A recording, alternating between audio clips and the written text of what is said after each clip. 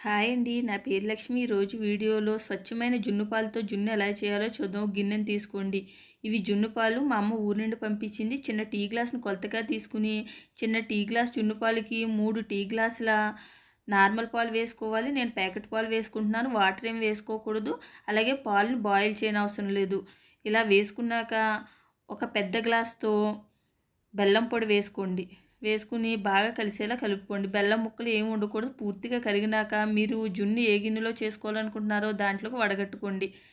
పైన మిరియాల పొడి, సొంటి పొడి వేసుకుని ఒకసారి బాగా కలుపుకోండి. దీన్ని ఇడ్లీ పాత్రలో స్టీమ్ చేసుకోవాలి.